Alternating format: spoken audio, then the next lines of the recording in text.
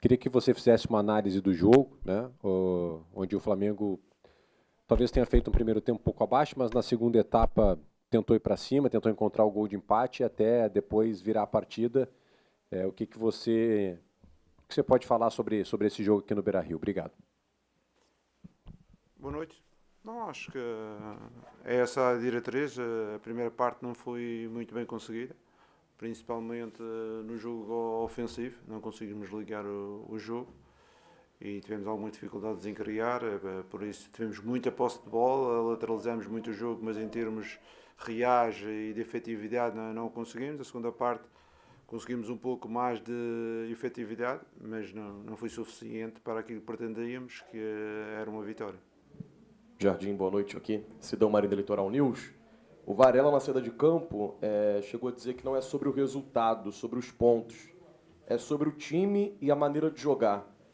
A sensação que eu tenho, pelo menos, não sei se é a sua, é que o Flamengo vai sofrer gol em todos os jogos. É uma defesa muito frágil e um ataque que, se não produz, o time tem muita dificuldade dentro do jogo. Você vê essa questão do estilo de jogo que a sua equipe vem tendo e se preocupa para a sequência, tendo em vista que já no dia 12 tem o primeiro jogo contra o Cruzeiro na Libertadores. Obrigado. Com certeza, essas palavras direcionam principalmente devido a esta paragem. Tivemos 10 jogadores de fora, tivemos uma performance até o jogo do Curitiba, não é? Depois tivemos um grupo a treinar durante 30 e tal dias e tivemos outro grupo que esteve de fora, treinando com outros treinadores, com outras ideias, com outros comportamentos e chegaram agora. E depois da chegada dos dois grupos nós ainda não conseguimos afinar, porque também não tivemos treinos, foi 10 dias com 3 jogos, ou uma semana com 3 jogos. Por isso temos que aproveitar o máximo agora este tempo que temos para voltar outra vez a acertar um pouco aquilo que é o grupo na sua totalidade, de forma a que as ações sejam melhor interpretadas e também que a qualidade do jogo volte àquilo que fizemos numa primeira fase, quando tínhamos o grupo todo. Jardim aqui, boa noite. É o segundo jogo que o Flamengo tem um primeiro tempo terrível.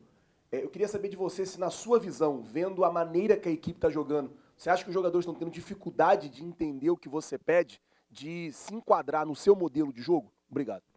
Obrigado. Uma das coisas que eu falei com os jogadores no início do jogo foi esse aspecto. Foi a primeira parte difícil contra o São Paulo. E eu afirmei, mas nós na primeira fase do campeonato, antes da paragem, nós éramos uma equipa que entrávamos sempre muito fortes nos jogos e acabámos por fazer muitos golos logo no início do jogo, porque éramos dominantes, éramos pressionantes. Essa é mais o meu estilo, mas não temos conseguido, e hoje não temos conseguido, principalmente nestes últimos 2 jogos, e hoje voltei a bater nessa tecla, a importância de sermos incisivos e entrarmos fortes nos jogos. Ou seja, viram que isso se verificou por muitos jogos que fizemos numa primeira fase e ainda depois de juntar outra vez os grupos não estamos a conseguir fazer isso, mas é uma coisa que para mim é importante na minha forma de entender a grandeza do clube, a grandeza da equipa que eu treino, é sermos fortes e incisivos logo inicialmente. Temos que recuperar outra vez essa forma de ação que tivemos durante bons tempos na primeira fase antes da Copa. O Jardim, até que ponto esse segundo empate consecutivo dentro de uma competição como é o Brasileiro, jogo após jogo, até que ponto te preocupa esse segundo empate consecutivo? Com certeza que os resultados, tudo o que não seja vitória, nos preocupa. Sabemos que será um campeonato extremamente competitivo e nós acreditamos que, com certeza, que estamos sempre dentro do jogo, mas não podemos perder pontos para não criar distâncias para o nosso rival, porque o nosso objetivo é revalidar o título de campeão. Jardim, boa noite, lá do Fogo da Flamengo TV. Quais são os planos agora nesse período de 10, 11 dias sem jogo e o que você pretende priorizar nesse momento? Eu pretendo unir o grupo em termos de trabalho, porque não o conseguimos. Não conseguimos até à data, depois das entradas, os jogadores foram entrando a conta-gotas, muitos deles treinando sozinhos, porque nós estávamos em viagem ou não estávamos com o grupo, outros deles vêm de lesão.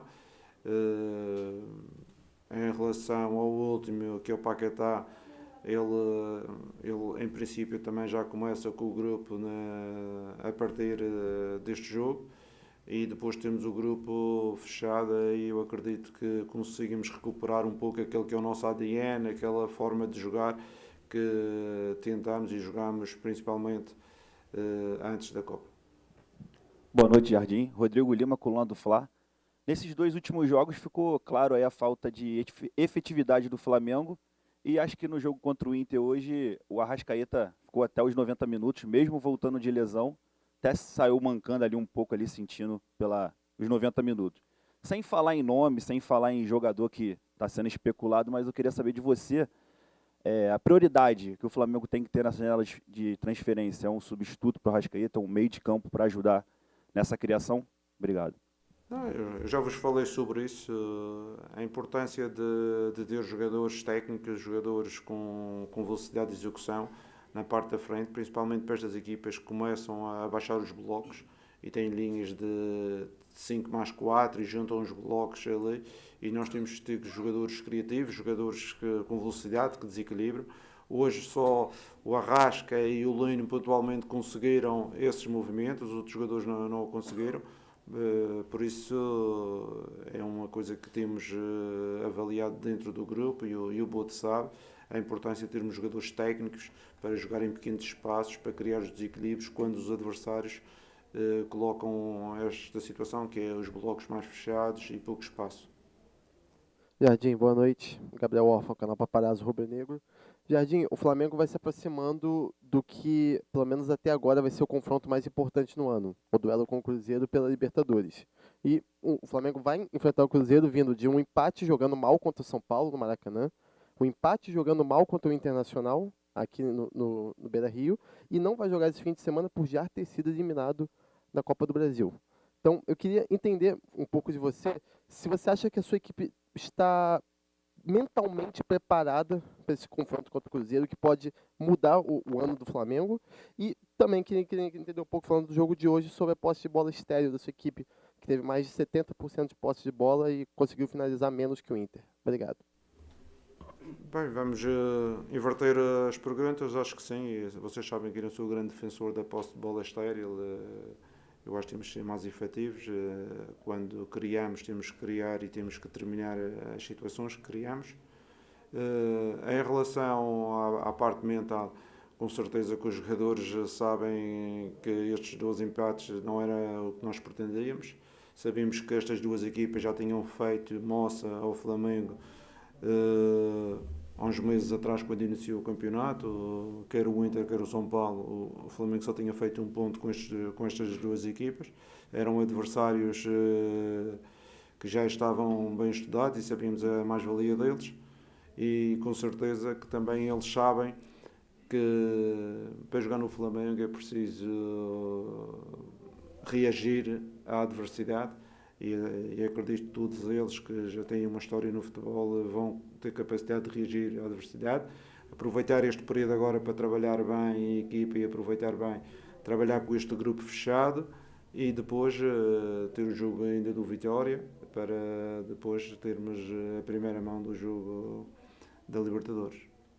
Jardim, boa noite. O seu time gosta de jogar em transição, mas nesses últimos 2 jogos não tem conseguido, tem encontrado muita dificuldade para transicionar. E, em paralelo, um jogador que foi muito importante para o Flamengo desde que chegou, o Jorginho, caiu de produção. Ele tem jogado um pouco mais recuado também. Até que ponto isso se preocupa e de que maneira corrigir isso, até de maneira imediata, aproveitando a pergunta do órfão, porque urge essas oitavas de final da Libertadores?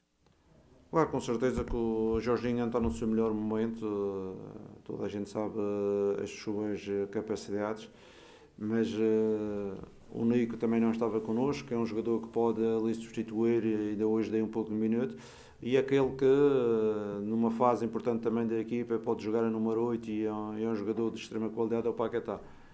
Com certeza, quando estiverem todos disponíveis, podemos fazer uma rotatividade consoante os interesses da equipa e aí vamos ter maior soluções, porque sabemos da importância do Jorginho, mas também sabemos que temos outros jogadores que, quando um jogador está abaixo, podem colmatar e neste momento ainda não o temos. Professor, boa noite. Lucas Goulart, Rádio Galera.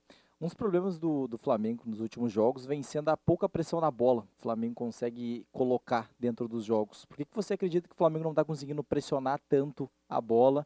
E até no gol contra o São Paulo foi uma falta de pressão na bola, um cruzamento para o Calleri.